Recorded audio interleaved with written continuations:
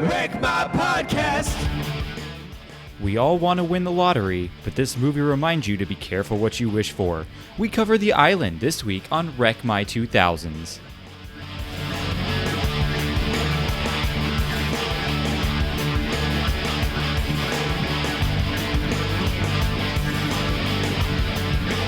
Wreck My Podcast.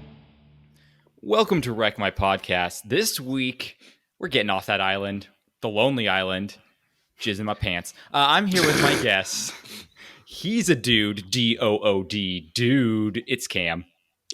Dude.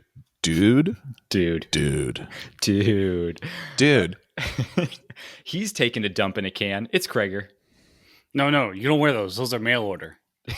Yes. I know Jesus loves him. It's Joe. Because we're island boys. Oh, Jesus Christ. Goodness gracious. And then I've peed out a few metal balls in my day. I'm your host, Jordan. That was probably that maybe the cringe the most, just thinking about passing metal kidney stones. Yeah, that have Kidney traveled stones? through the back of your eyeball. Kidney stones. So before we get into explains the movie real quick, I just want to know I'm assuming Krager and Joe, you guys have seen this movie before, right? Yes. Oh, yeah. Okay. Cam, you said you didn't see it. This is your first time. This is my first time. How did you miss the train on this? Because we were all of prime age to be like intoxicated by ScarJo and Ewan McGregor in 2005. What were you doing? I don't know. Probably being into some not preppy looking girl because I was trying to prove a point. Got you. And also, probably Michael Bay. You were already like, no, Michael Bay. Already hated Michael Bay. Yeah, so Yeah. I didn't go. And yeah, I had just no interest. I had zero interest. You were like, those boys were not bad enough. I do not trust Michael Bay movies anymore. No, they were not. No, not bad. They enough weren't even bad ones the second time. No, not at all. So let's jump into Jordan Explains the Movie real quick, and then we'll kind of talk about what we thought this time around. Oh yes, it's time for Jordan to explain the movie quickly.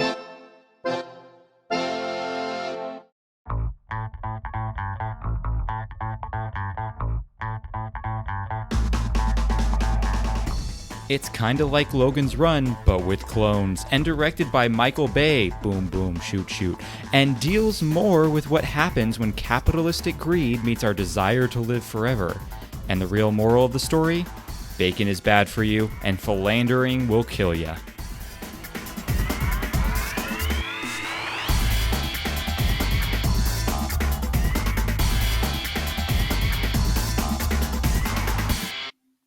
Okay, so Krager and Joe, when was the last time you've seen this movie before now?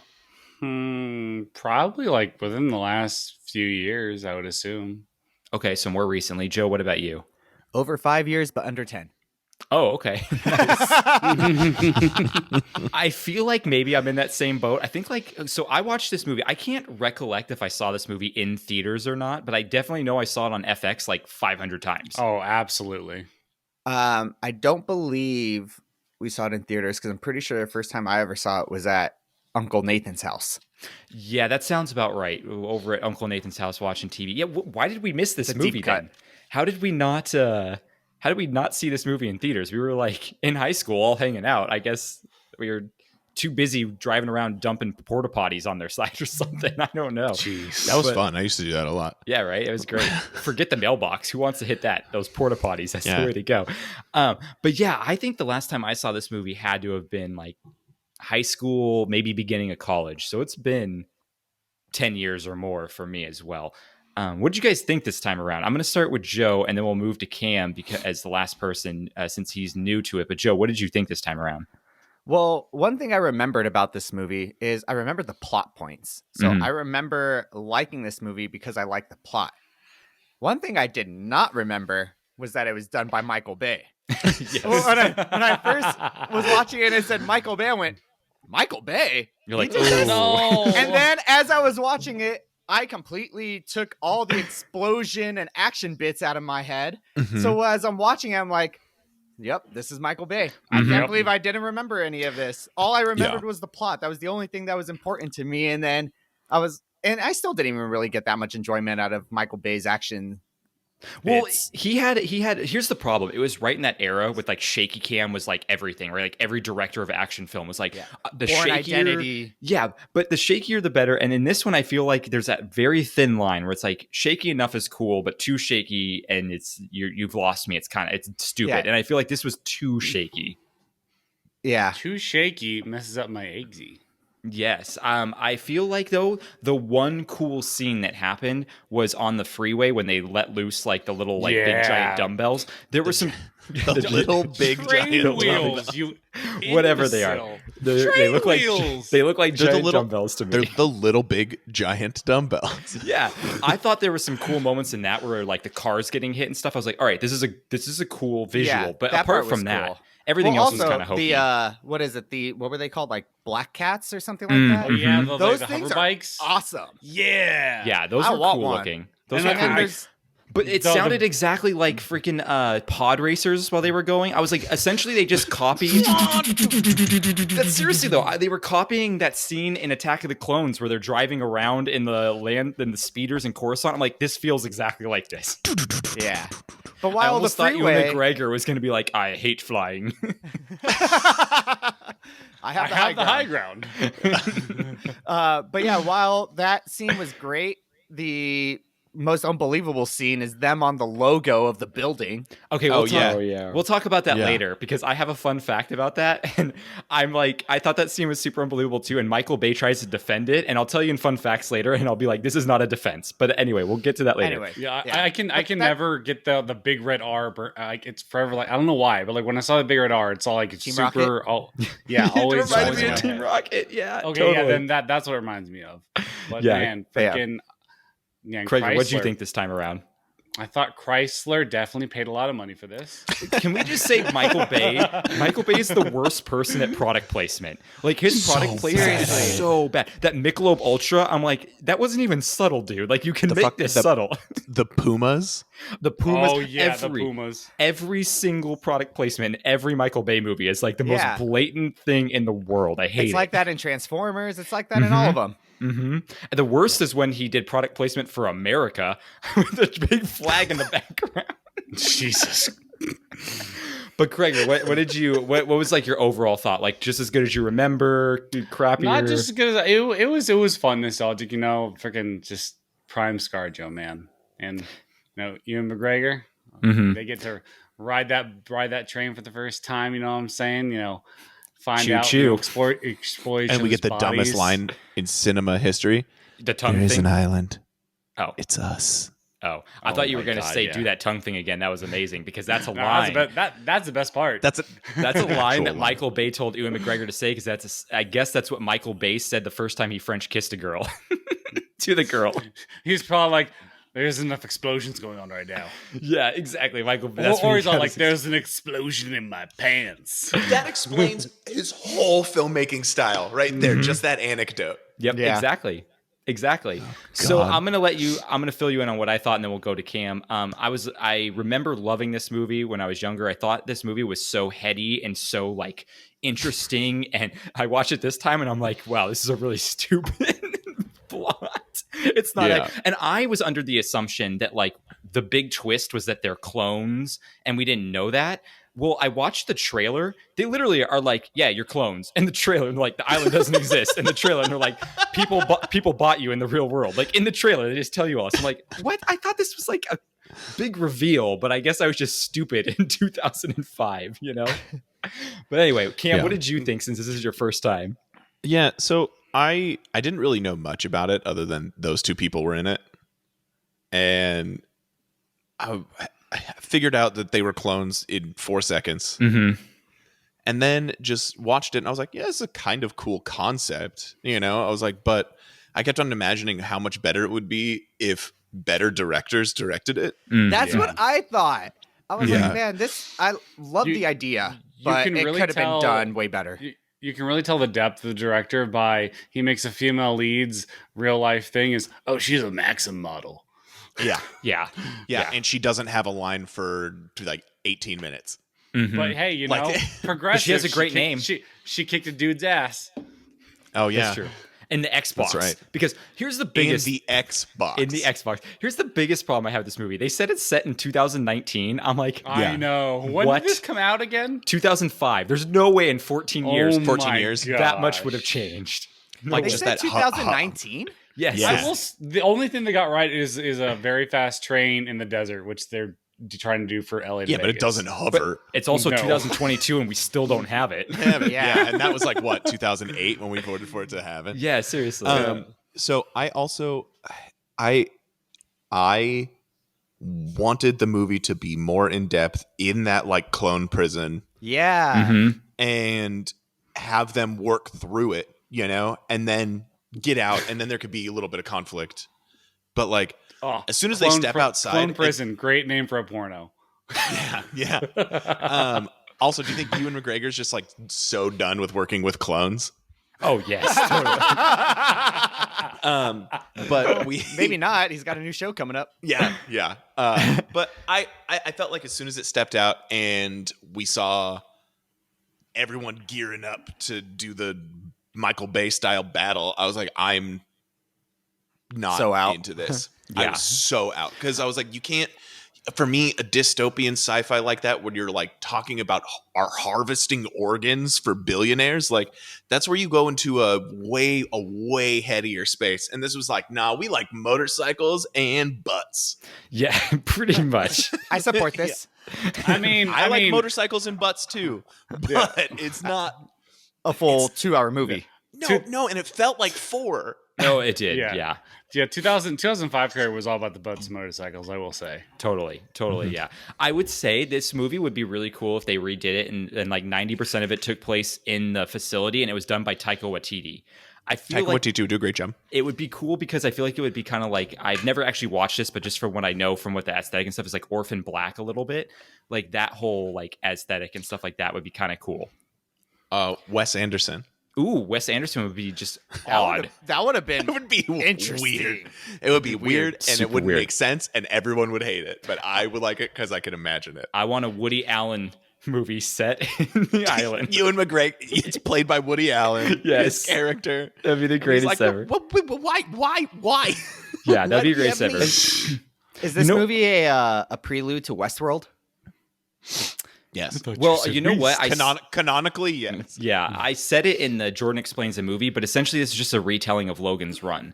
Like it's like almost beat for beat exactly what's going Yeah. on, Do you except the see how- world actually exists outside. Yeah. They're I mean, always I running. do love Hugh Jackman, so I would watch him run. All right then. You know what I think this movie also suffered from was like that fake out climax, right? Like it was Lincoln and Tom have their like Ewan McGregor versus Ewan McGregor moment, and then like it's over, and then all of a sudden it's like, but guess what? We still have 30 minutes of the movie left, and I'm like, this is not how a movie should work. It's not. This isn't rising action. This is like first climax. Like you can't tell a story like this. That's not allowed. Yeah. So yeah, I thought that was a glaring problem in the storytelling of this.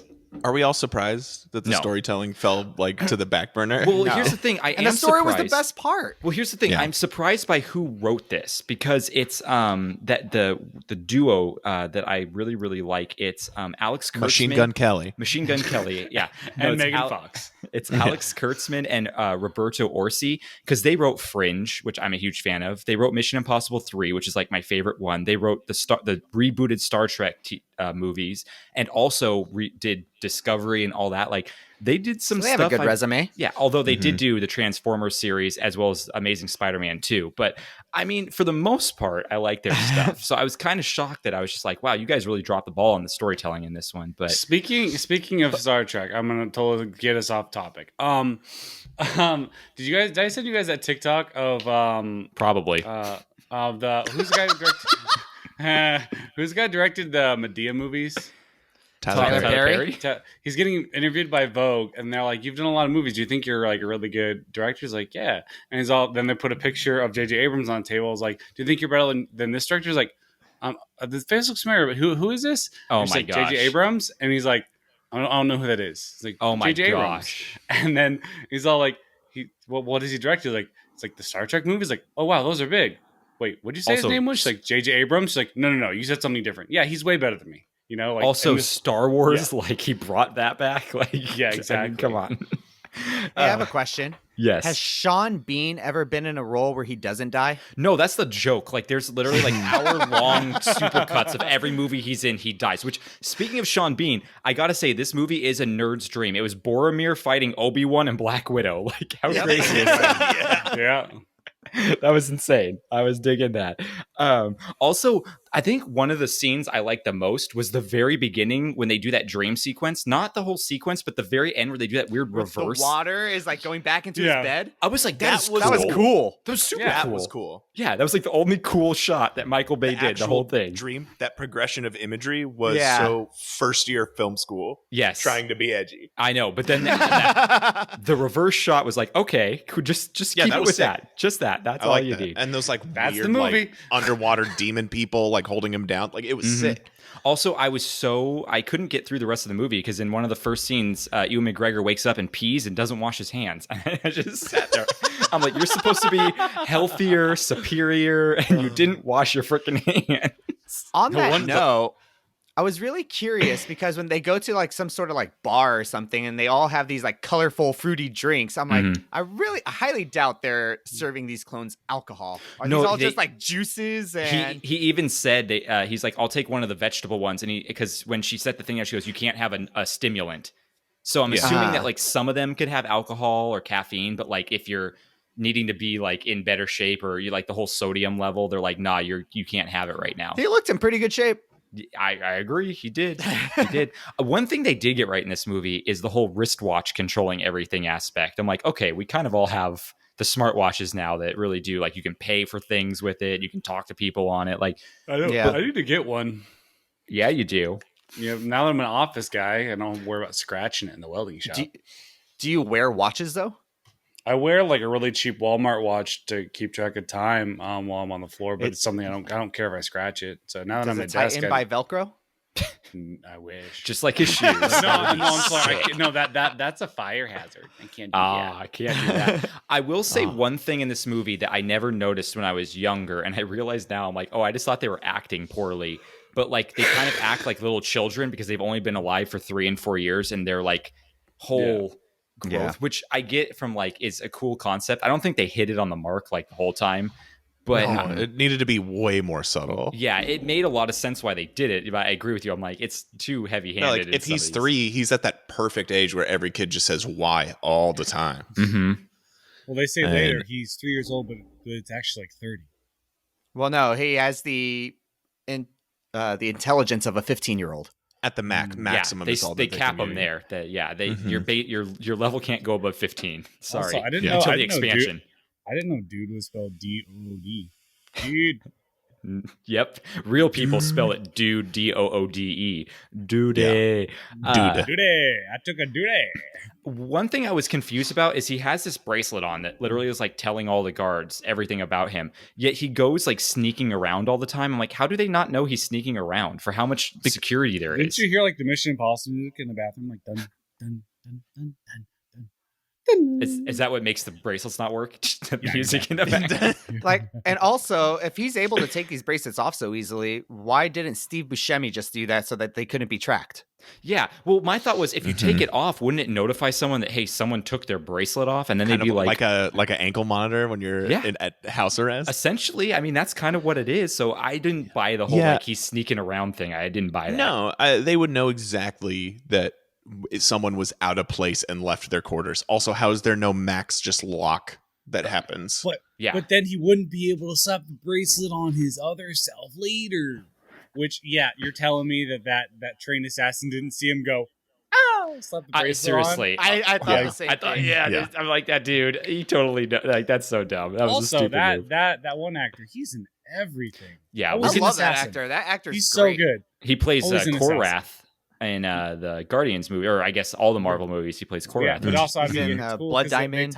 They tie it in because he's in the group from Captain Marvel, and you see that's where he started before he ended up, in his other roles. Yeah, his name is a really hard one to pronounce. It's Jimon Hansu, I think, is how you say his name. But he was also in because he was in Constantine like a while ago, around the same time. He was in Fast and Furious 7. I think he was a bad guy in that one. I can't remember. But the TV show he was in that a lot of people may have missed, which I was a huge fan of for the first season, was Wayward Pines. I don't even know what that is. Okay, so Matt Dillon starred in that movie, and it's it reminds me a lot of if oh my gosh, what's the weird Lynch TV show? Twin Peaks. Twin Peaks. It's if Twin Peaks wasn't super weird. It was like kind of. Then I wouldn't like it. No, but that's what I mean. Twin Peaks wasn't done by David Lynch. No, exactly. It was like if Twin Peaks was done by, like, let's say someone who directed Black Mirror, like a Black Mirror director. It was more like that. Interesting. Okay, so it's a little. Yeah, okay. That's. So it was good. That's Yeah, it was good. It was more dystopian and Yeah. but not as weird. You know, more Twilight Zone-y than just fucking weird. Exactly. Cam, exactly. Like Cam that. doesn't like it if most people like it. That's the problem. Yeah. That's not what it is. I'm kidding, Cam. Yeah. Another unbelievable thing here is like how many people. I love masturbating, and so many people do too. He's in Every Man. Yeah. He's in Every Man? Whoa. He's in Every Man. You know, Not anymore. one thing I found very unbelievable about this movie too, if we're piling on, is how many people work for this institute. And you're telling me that there's no whistleblowers? Like, no one is like, hey, you know, there's a bunch of actual humans that we're harvesting organs from out of like the thousands of people that work there. Well, they're paying people lots of money. You see, Buscemi's a lower level guy, and he's a nice car with flames. Yeah, but still. Not only that, I think it's part of the whole thing where they all know they're clones, so they don't see them as like actual humans. So you're just saying it's kind of like a desensitization, like they're just, it's like working in like animal trials or something. You kind of just get desensitized. Yeah, they don't view them as humans with souls, and It's just HR is all like only hire pieces of shit. That's me saying. So. That's even what Steve Buscemi says when he's explaining things. He's like, "You're not like me. I'm real. Yeah. You're technically real, but you're not real." Well, that's the but whole. You're not a human. That's Yeah. really the like thesis of the idea of this, right? Like, does the soul, or the absence of it, make you human? And that's kind of what Ex Machina got into with like the whole artificial intelligence becoming real and all that. And they never really, they kind of just brushed over it in this movie because Michael Bay was like, I don't want to think that hard. Michael. So that brings me back to when you were talking about the script and how they dropped the ball. There were probably so many more important parts. Oh, and that's Bay what I was like, thinking too. We don't need that. Like, and just blew past it because once you direct it, you have full authority. You don't have to follow the script because the rights are already paid for. Yeah, well, the dude who wrote this, I think, who wrote the actual screenplay that then Alex Kurtzman and Roberto Orsi punched up, I think he was a little upset because I think he was a bit like more in depth with the whole like dialogue, and they changed the concept's story. amazing. Yeah. Like I wish it's a this really concept cool could be done concept. again. I mean, it's Just a different director. There's probably a movie out there that has the same concept that we're just not aware of. Someone write in. Clone Wars. Yeah. Another thing I was going to say is, you know, they go and find Tom Lincoln, who is Ewan McGregor's sponsor. And was it just me, or is he living in a power plant? Like, they roll up to his house and it's like all around him is like a power plant. And I'm like, this dude's just living here? What is this? He's very rich and important. He needs a lot of power. So he just lives I there. guess I was like, what the heck? He's just like basically Zapdos. Yeah, seriously. I was like, no wonder you're getting sick. You're like around this stuff all the time. Oh my gosh, it was so funny. So that yacht that they at the very, very end, that yacht they're on is actually a thing that exists in real life. And all I could think the whole movie was, I bet you Elon Musk is so pissed he didn't make the Tesla boat. It totally looks like the Cybertruck. It does. my It's so God. funny. I guess it's So made you out of can- like you all can fiberglass. You can Oh, drive wow. your Cybertruck into the Cyberboat. Right? That would be the dream right there. And then he'd be like, and it's unsinkable, and then like throw something at it and it would shatter famously. Oh man, Titanic Part 2. So the ending felt so cheesy to me. Like that music they had that was like Lion King music, and I'm like, what the heck? This is not a wrap up. I was telling Madison, because Madison had never seen this before. This is her first time watching it, and we both agreed. I was like, this movie would have been perfect if they ended it where Lincoln takes over Tom's life, and him and Scarlett Johansson. Yeah, Jordan. Having lots of sex. Yes, that's just the end. It just ends there. No, they talk and they're like, look, we could run away and we could start our own lives, or but like we have to leave free these, the or we can go others. free the people. And like the end scene is you see them on the boat, and then they pan out, and the boat is going like to the big place, That and then it would've just been better. ends. That would have been No, a way no, better no. ending. The boat's just them sailing away, and then in the background here, come sail away with me. Yeah, That I guess would still be less lame than Yeah, that. it's true. It's true. Yeah, the ending of this was just awful. They love that shot, that like circular shot around that hill in the middle of Nevada, wherever that is. Like, you guys love this shot way too much. The other that fucking helicopter shot. Yeah, too much. I hate the Michael Bay military vehicles, the cuts. Like as they're like traveling down like freeways and stuff, just You tank tires. Here's you know that. I hate Michael Bay's like metal door. You realize metal door. You realize that all the shots he took from this, like a good chunk of those, that he put in Transformers. Transformers. I know. I was Yeah. like, He this looks like Transformers. He took these shots and just moved them into his other movies because he's lazy. I actually Dude, thought that multiple times. I was like, this looks just like Transformers. imagine Awful. if he like filmed a freaking like marathon and just be feet everywhere. Why? Why? He's constantly looking at the tires and stuff as they're going by. Oh, that's true. He does like to just be down on the ground and not showing you everything, I guess. So there was this one shot that could have been cool, where you could tell someone is holding a camera like down by their like kind of hip and running along with the army guys that are running, and then it stops and they kind of back up and it backs up with them and then moves forward again as they move forward. That shot could have been cooler, but what I loved is when I read this like little fun fact that the dude who was doing that tripped the first time and broke the camera. I thought that was great. I also hated that like in Ewan McGregor's dream that there was like that Latin word that just very clearly meant or whatever. Yeah, which clearly meant rebirth or like rejuvenate. Yeah. And it was supposed to be some big fucking reveal that they're searching for a new life and that things are being born. Yeah. That are like copies of, it's stupid. You know what was interesting? Tongue in cheek. This movie very much is like iRobot. It was tongue in cheek, but then the tongue shot out of the cheek and it just turned into like this fucking nasty like it made the weird like, noise that Tonguey makes in Kung Pao. Yep. Oh yeah. Okay, so let's talk about this movie a little bit, like when it came out, who was in it, all that good stuff. So July 20th. Haven't we been doing that? Well, I mean, let's. Joe, it's like you don't know. It's like you don't know the format of this show. Come on, there is no format. July 22nd, 2005. So it was a summer release.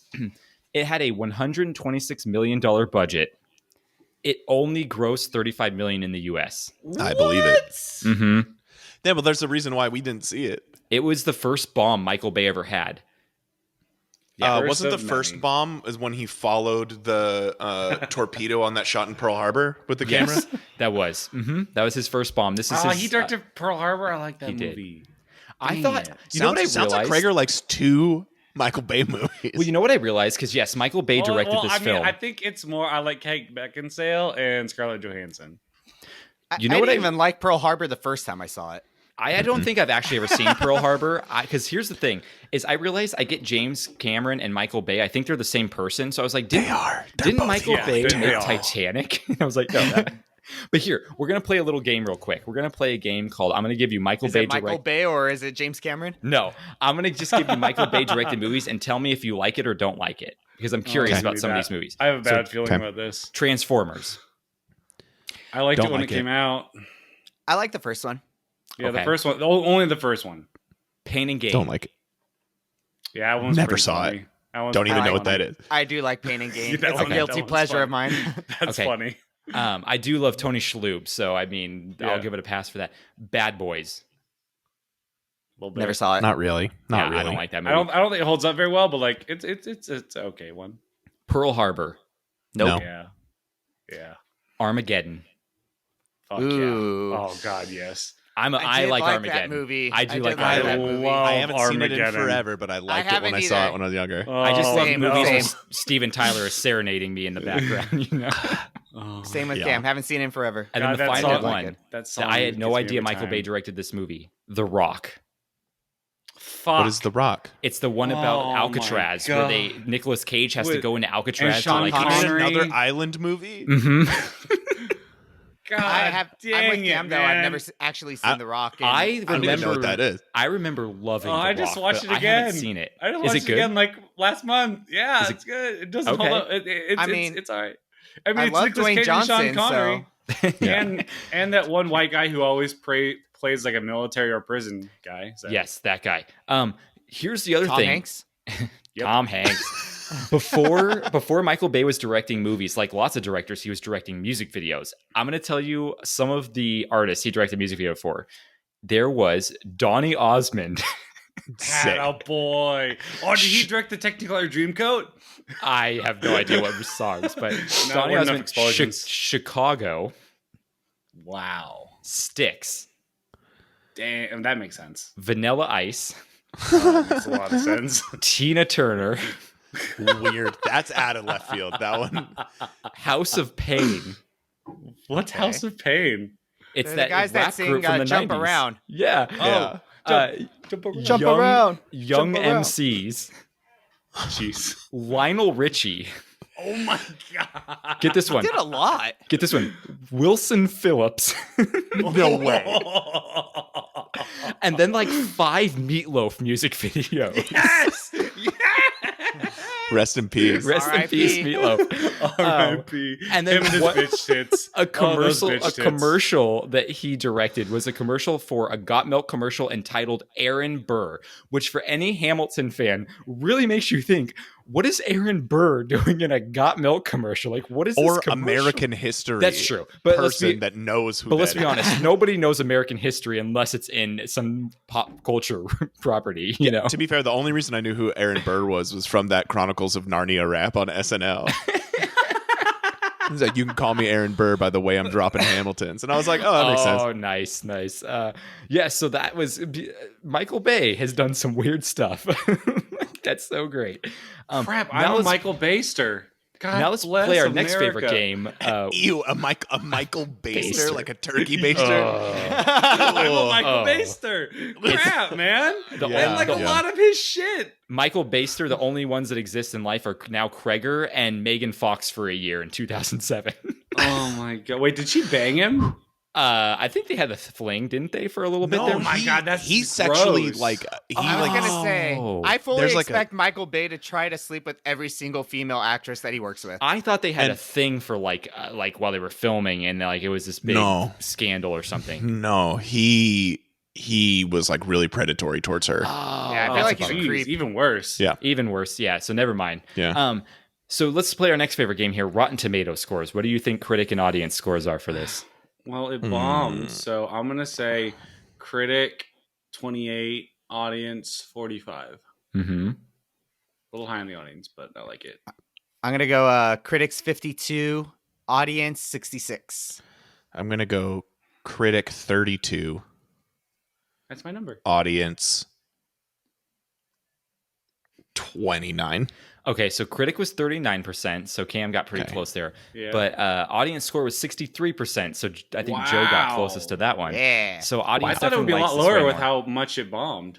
No, I think people. No, I figured audience would be higher than critics just because of the Michael Bay action. Yeah, I think people did like this movie until they realized better movies existed. But I do want to mention some filming locations. So Union Station was in there quite a bit. We know Yeah. that living in LA. Aubrey. Yeah. The ghost town they were in out in the middle of the desert is a place called Rhyolite, Nevada, which I guess is like 30 miles outside of Vegas. I've never heard of that town, but maybe it's the other opposite direction of where we always drove. And then they used Detroit for a lot of the LA shots. Like that Johnny Rockets shot is in Detroit. Huh. Weird. I really just wanted to bring up Johnny Rockets on this podcast. It's probably cheaper to All right, film there. R.I.P. Johnny. Probably way Yeah. cheaper. Yeah. All right, so Ewan McGregor, he was in this movie. He was in great things like Star Wars, Train Spotting, Big Fish, Moulin Rouge. More I recently, forgot about Big Fish. That's a Yeah. good movie. Yeah. More recently, he I was lost my in virginity to that movie. Big Fish. Yeah. Wow. Yeah, that was the movie that was on when I lost my virginity. It's like, I'll show you a big fish. Oh my Yeah. gosh, that's awesome. Yeah. And then I cried. because the movie's so sad. That's why. Exactly. Yeah. More recently, Ewan McGregor was in Birds of Prey. He played was it Victor Zsasz or Black Mask or someone in that movie, Something like that. And then he was also in Doctor Sleep, which I still have yet to see, the Shining sequel, but I haven't seen it yet. It is a sequel. It's okay. Yeah, it's just okay. Okay, well, Scarlett Johansson, most people know her from the Marvel movies, but she's also in He's Just Not That Into You. She's the voice in her. I forgot she was in The Prestige. That's a movie I'd like to rewatch. Oh yeah, she Ghost was. World. One of my favorite movies of all time. Ghost World. What's the movie? Oh yeah, no, He's Just Not Into You. That's one. Yeah, she is. She looks hot. Yeah. Okay. Question: do you like The Prestige or The Illusionist more? Didn't they come out like the same year? I don't remember what's the difference between them. It's been so long. I couldn't they're tell almost, you. It's always happens. Cam, I think you've talked about this before, where this happens a lot in the film industry. Like competing film companies will make very similar movies that come out at the same time. Right. So both of them, I actually, if my memory serves, it's been a while since I've seen them both. But both of them were very. The Prestige is the better one. Yeah, I want to say The Prestige is the better one too, but I can't remember. That's the one with Wolverine, right? Yes. They're both. Yeah. I think they're both great. I prefer The Illusionist. Oh, okay. Who's in that one again? That's that's Ed Norton. Ed Norton's in that one, and Jessica Biel. Paul Giamatti and Jessica Biel. Oh, Paul Giamatti. I need to revisit these. I'm gonna watch that because that cast sounds way better than Paul the other Giamatti sound in that movie sounds great. Personally, I think The Illusionist is better than Prestige. Okay, maybe we should do an episode is also on this. Christopher But Nolan. guys are forgetting an important thing: clones. Yeah. All right. So Sean Bean, we talked about, was in this. I already mentioned he's in Lord of the Rings, but I didn't know this because I never watched it. But Game of Thrones, he was in. Did he play Are you kidding me? He's like the biggest deal of the first season. Did he play like a similar character to Boromir? Like what kind of character did he play? He played Ned Stark. Eddard Stark. Yeah. Though this is Greek to me. I don't know. His head gets chopped off at the end of the first season. Whoa! Spoilers! Spoilers! It's been out long enough. I've never watched it. I did. I'm not interested in it. He said that multiple times. He's never gonna watch it. I'm never gonna watch it. No, It's out of principle at this point. He's gonna do it just because he can do it. I don't want to commit to that. It's more out of vice principle. So Dumb. And you've said that joke before so many times. I hate it. At least I'm consistent. I forgot that Sean Bean was in Silent Hill, which is a guilty pleasure of mine. The first Silent Hill. I love that movie. Did he have a speaking role? Yes. On Silent Hill? Oh my God. Yes. Also, he was the bad guy in National Treasure, which I've recently rewatched that movie. And here's a movie that I've completely forgotten about that every time I hear it, I'm like, I need to rewatch this movie because I remember loving it. Equilibrium. That one with Christian Bale. Yeah, Christian Bale. It was pretty much Fahrenheit 451, but like the Matrix. Yeah. You couldn't show like any emotion or something. Yeah, I remember loving that movie. That movie was cool. I'm so afraid to go revisit movies like that because it's probably going to be awful. To be honest, I'm on like a Jason Bourne kick right now. Oh, dude, those movies are still great. The first three, I love those movies. What I didn't even realize is the second one, this bad guy assassin is who's the main guy from The Boys, the Australian dude. Clark Cleavesmer. Carl Urban, you're talking about? Yeah, Carl Urban. He plays Clark a freaking Russian dude. Cleavesmer. Yeah, it's really funny to watch him have a Russian accent. Very funny. Carl Urban's great. I love that dude. Yeah, he's cool. So, also in this movie, Steve Buscemi. I mean, come on, Fargo, Reservoir Dogs, Big Lebowski. This guy is Ghost World. Was he in Ghost World 2? Yeah. Oh, dang. No, I aghast, was he in Ghost World 2, the sequel? Yeah. They made a second one. It's ghostier. Can we even more even ghosty? Even ghost. Two ghosts, two world. Yeah, two ghosts, two world. Talking about two ghosts, two Buscemi. Talking about Rest in Peace with Meatloaf, we have Michael Clark Duncan who was in this. I mean, The Green Mile, Daredevil. He was Wilson Fisk. Come on. He lived out in the AV. My wow. My grandpa worked at Walmart in the sporting section, and he always come in and say hi. Very interesting. Odd nice place dude. for him to live. Yeah.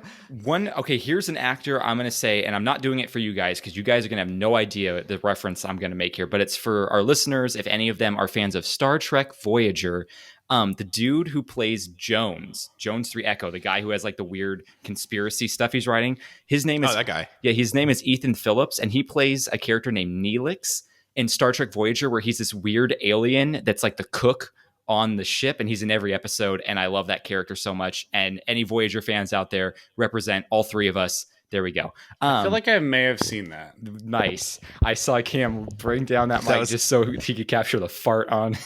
That was my response to that show. Oh, goodness. Also, can we talk about Yvette Nicole Brown showing up for a little cameo? Yeah, Cam? that was cool. Oh, That was yeah. great. She I had loved like, it. I what, love her. a minute and a half of Me screen too. time. Yeah, she's great. She's great. Also, She's super funny. So the other friend, so Lincoln has the one friend I just mentioned, but then his other friend is a guy named Brian Stepanek. And I was trying to figure out, I'm like, why do I recognize him so much? He's in every sitcom ever. Yeah, But I've realized where I remember him from. Sweet Life of Zach and Cody. Yes. I was like, that's where I remember this guy from. That shit. Man. Yep. Okay, and then let's see a few other things here. Glenn Morshower showed up.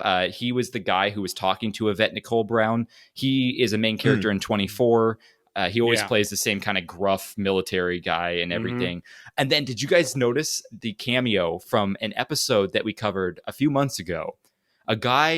A character who was the general manager of a local megaplex who took it upon himself to become a phantom. The phantom of the megaplex, the guy who was the operations manager in the room where they push all the little nutrients into the tubes. That was Rich Hutchman, who plays the general manager, like Sean or whatever. Sean McGibbon. Yep, Sean McGibbon. Yeah. That's insane. So go listen to our episode on Phantom of the Megaplex for that one. What? That's So insane. Cool. Yep. And then the last thing I want to mention here is the composer for this is Steve Janlonsky. He also did the Transformers music, just kind of he did a few Michael Bay projects. So, you know, Well, kind of also another person, when when Buscemi dies, one of the assassins, the girl that walks in holding the pictures, that's Kathleen Rose Perkins. She's in a bunch of stuff. I don't recognize the name. Do you have an example of what she's in? I'm looking and I've never seen anything. Wouldn't it be funny if he was just like, no. No, I don't. I don't recognize anything. Nothing. No. Okay, guys. I know I've seen her face multiple times, but From all the times you've watched this movie.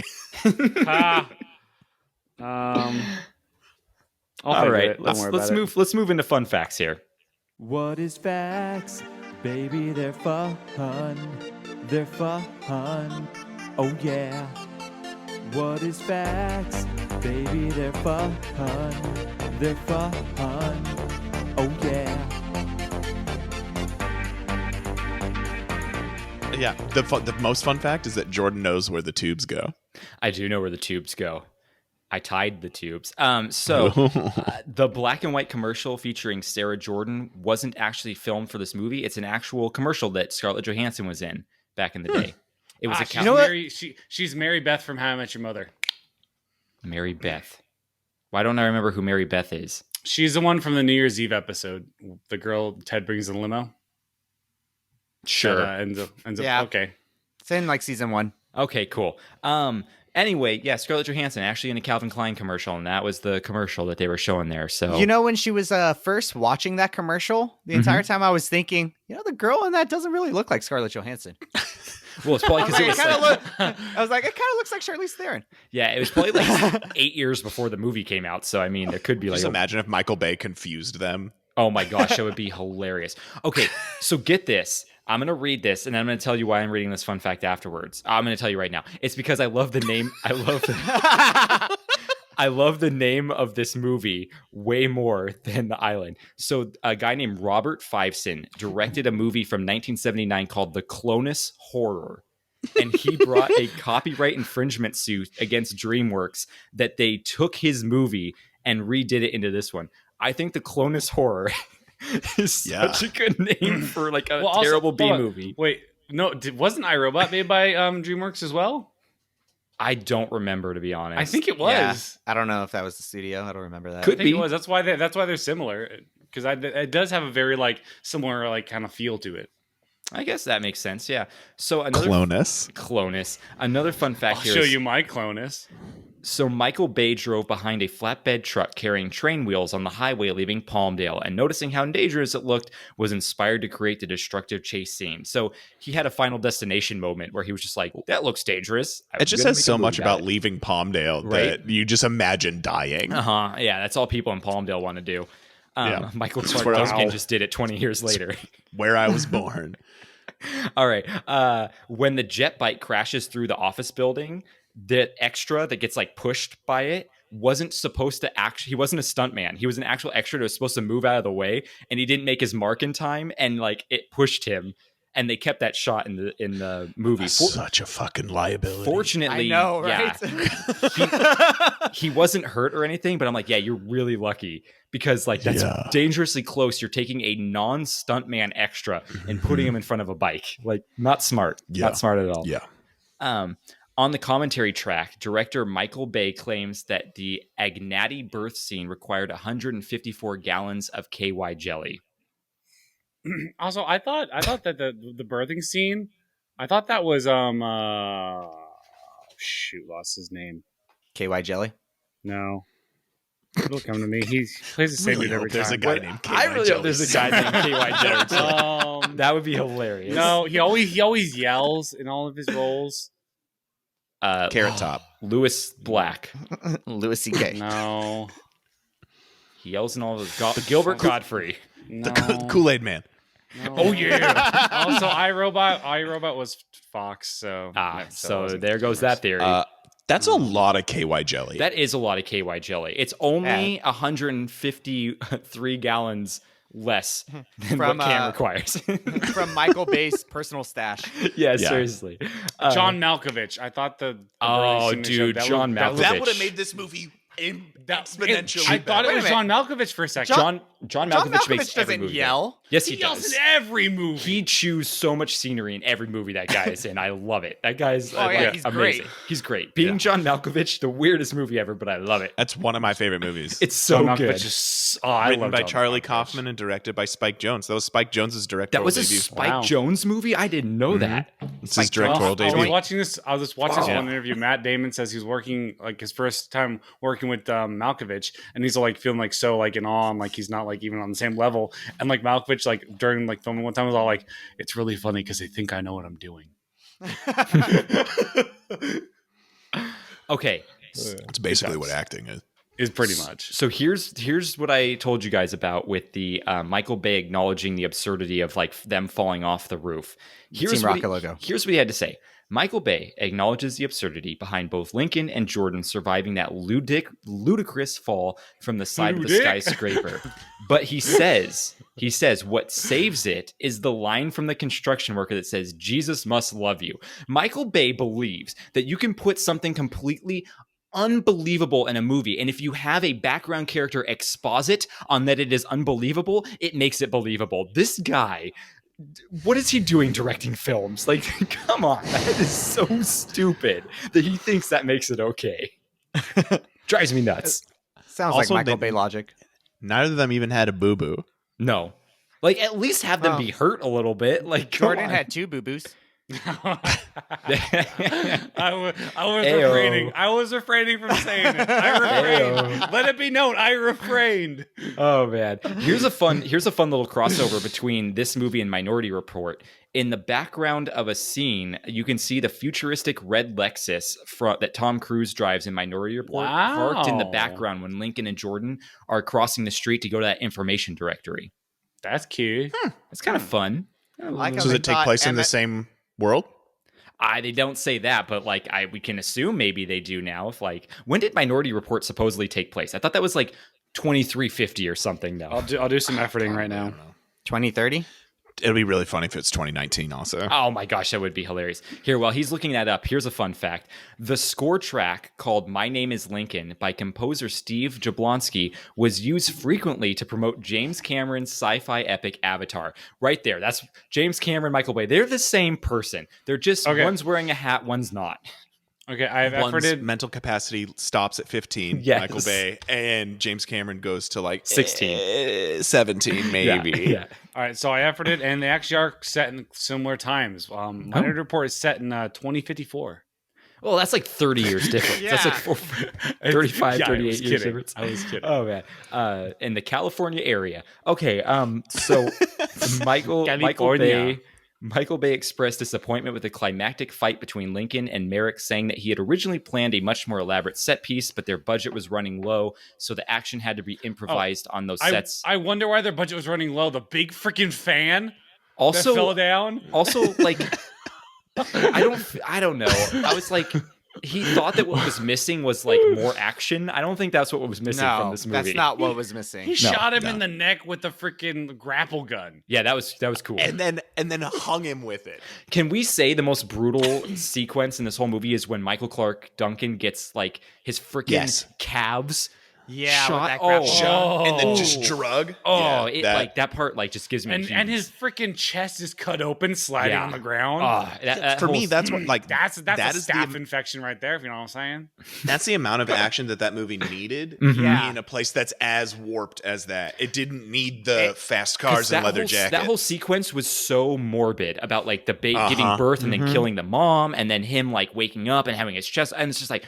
This makes you feel gross. I was surprised too. I was like, I thought for sure they would have like at least put the mom to sleep before killing her. They're just like, all right, I was waiting for her to say, I want to see the baby. Werner Herzog style. I love Werner Herzog. Me too. So it should have expanded so much more on what was actually going on in the facility itself. Oh, totally. I 100% agree.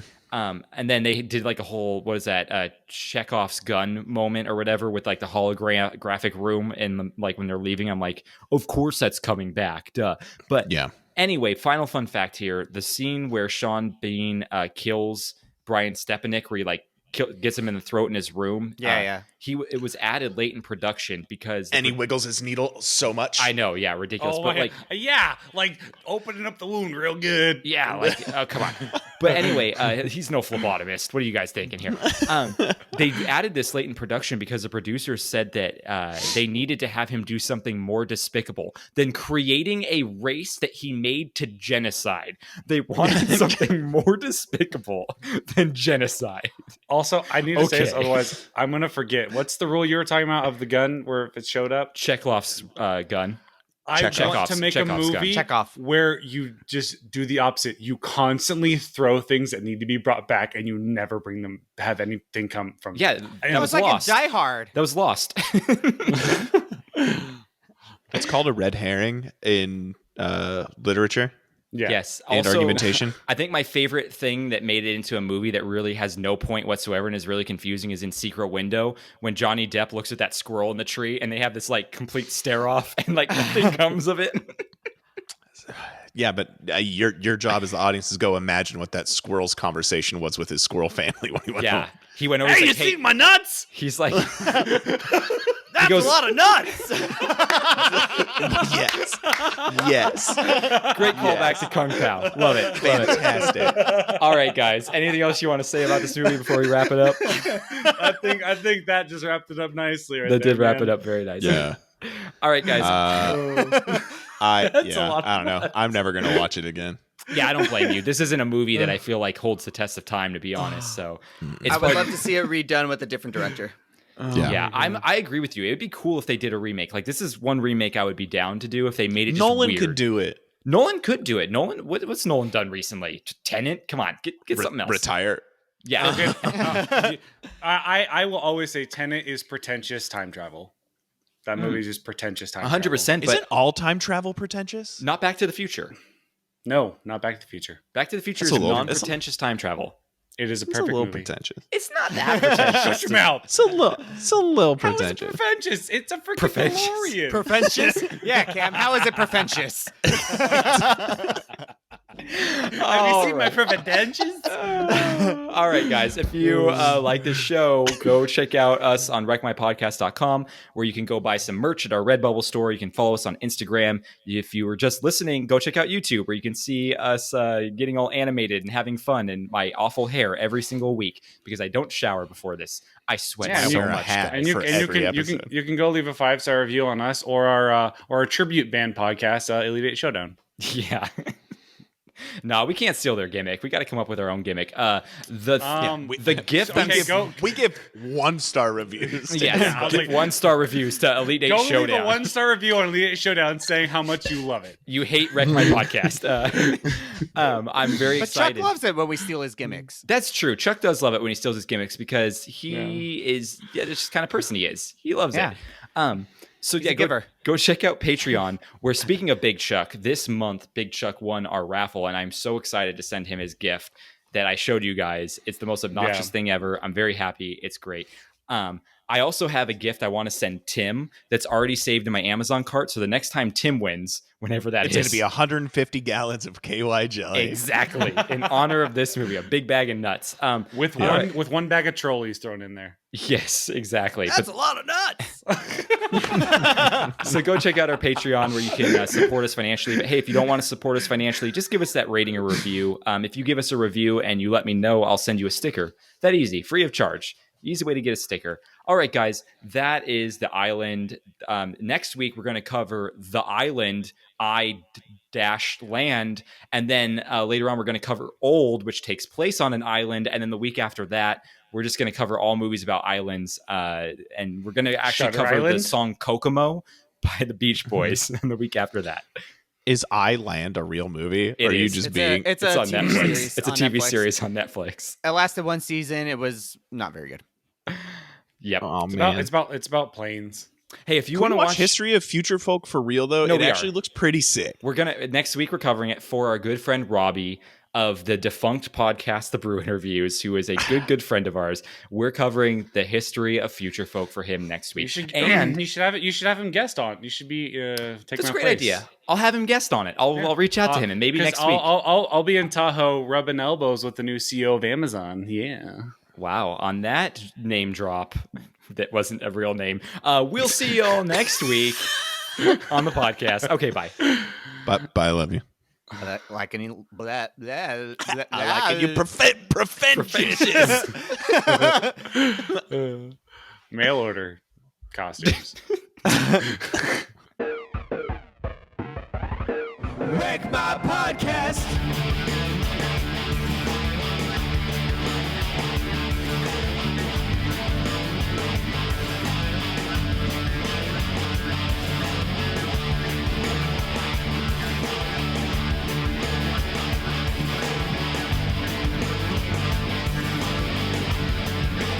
Wreck My Podcast.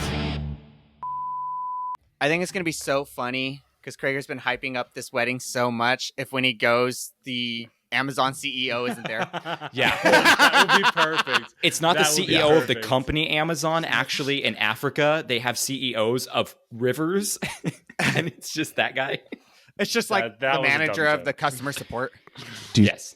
Do you think the Amazon River's in Africa? I don't know. Where is it? I don't even know. Is Egypt, it South America? Nigeria.